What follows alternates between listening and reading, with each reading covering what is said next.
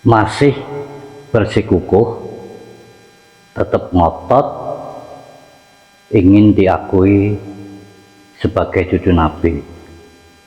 Padahal faktanya sudah selesai.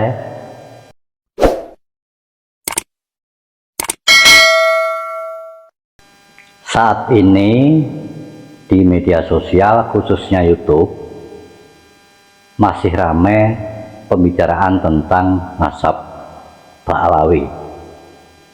Karena ini seolah-olah ada dua kelompok, maka masing-masing kelompok mempertahankan argumennya masing-masing. Kalau menurut saya sepemikiran Guru Gembul. Jadi nasab Ba'alawi itu sudah selesai. Sebab apa? Mereka tidak bisa membuktikan nasabnya tersebut dengan kitab-kitab nasab ataupun dengan yang lainnya. Jadi nasab mereka itu tidak bisa dibuktikan secara ilmiah, hanya sekedar cerita-cerita dari leluhurnya. Dan ini bagi orang yang normal pemikirannya, ya tidak bisa mempercayai. Sebab apa?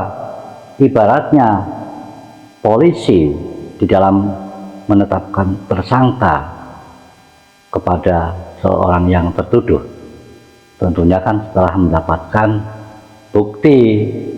Nah, demikian juga nasab Ba'alawi ini tidak ada bukti, baik bukti itu berupa kitab sejaman ataupun manuskrip. Makanya ya tidak ilmiah. Kalau tidak ilmiah, ya sudah selesai bagi orang-orang yang pemikirannya normal. Sedangkan bagi para pendukungnya, mukibinnya, tetap meyakini, ya silahkan saja. Bahkan para Ba'alawi tetap ngotot ingin tetap diakui sebagai cucu Nabi. Mungkin mereka itu punya tujuan tertentu. Kenapa? Karena ingin mempertahankan apa yang selama ini telah didapatkan. Tentunya karena diakui menjadi cucunya Nabi, menjadi cucunya Nabi, itu akan mendapatkan kemudahan-kemudahan di masyarakat. Makanya tetap ngotot mempertahankan supaya diakui menjadi cucunya Nabi. Nah, yang menjadi sorotan saya, kalau toh memang keturunan Nabi, tetapi akhlaknya jauh panggang dari api, karena Kanjeng Nabi akhlaknya mulia, tidak sesuai apa yang ditampilkan oleh mereka itu dari para Ba'alawi tersebut. Coba yang selama ini menjadi tokoh, menjadi panutan para Ba'alawi, tokoh seorang habaib, nah itu imam besarnya itu tentunya ya, tetapi kata-katanya selalu provokasi, membuat narasi-narasi, mengajak, mengompor-ngompori di dalam hal yang kurang baik. Kok orang seperti itu dikatakan dan dipercaya menjadi ulama? Apakah nggak keblinger coba? Bayangkan, setahu saya ulama itu adalah orang yang bisa membuat suasana panas menjadi adem. Tetapi ini sebaliknya, suasana yang adem dikompor-kompori untuk menjadi panas. Apakah memang ulama dari luar itu seperti itu? Karena kalau ulama Nusantara itu kebanyakan mendamaikan, bukan mengompor-ngompori untuk menjadikan permusuhan. Ulama yang harus kita anut, ya harus yang bisa menjadi suasana yang panas menjadi adem. Nah, kalau ulama yang telah dicontohkan oleh Habib Unyil, yang selalu membuat provokasi, membuat suasana agar panas, yang seperti kemarin saya lihat di acara Maulid itu nyanyi-nyanyi yang judulnya Bubu Papa. Tentunya hal ini menyinggung ya keluarga presiden ya. Tapi apakah harus seperti itu seorang ulama berkoar-koar, membuat narasi-narasi, memprovokasi? Apakah itu seorang ulama tugasnya seperti itu? Kalau memang ingin membuat kedamaian, ya kalau yang bersalah harusnya didatangi, diberi pengarahan, diberi wejangan atau nasihat, kan harusnya seperti itu. Bukan di forum-forum membuka aib, mengolok-olok, memprovokasi, mengajak suasana untuk menjadi keruh. Nah, hal ini yang saya tidak sepakat dengan orang-orang yang seperti ini. Kalau tentang masalah nasab, perkara mereka itu nyambung atau enggak nyambung, itu resiko ditanggung oleh mereka sendiri. Walaupun terang benerang tidak nyambung, tapi tetap mengaku-ngaku, ya itu resikonya mereka. Tapi kalau perbuatannya yang mengkompor-kompori, membuat suasana gaduh, membuat hal-hal yang tidak baik, nah inilah saya yang perlu harus ikut bicara. Karena apa? Karena Indonesia ini jangan sampai seperti negara-negara di Timur Tengah, ulamanya yang selalu merongrong pemerintah, yang selalu membuat kegaduhan, mengajak, memprovokasi, sehingga rakyatnya diajak perang dan negaranya akan selalu ricuh dan perang dulu.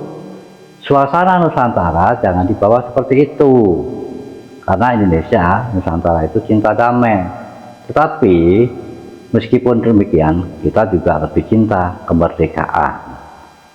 Jadi kalau para Pahlawi itu merongrong negara kita, ingin membuat kacau atau bahkan ingin mencaplok, tentunya kita tidak akan tinggal diam.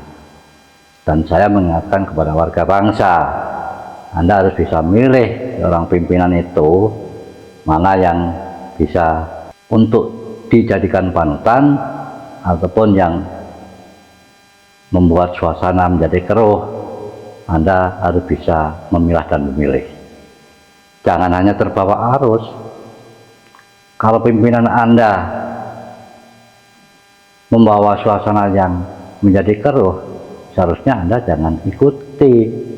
Jangan sampai negeri ini hancur gara-gara oleh mereka. Nah, orang-orang seperti itu, ini harus kita lawan. Kita bukan melawan pribadinya, tapi adalah tingkah lakunya. Dan hal yang seperti ini seharusnya harus menjadi concern kita bersama. Bagaimana kita harus bisa menyingkirkan mereka-mereka. Kita tidak butuh orang-orang yang selalu membuat gaduh, membuat suasana panas. Bukan cinta kedamaian, tapi adalah cinta kekerasan. Ini bukan karakter bangsa Nusantara.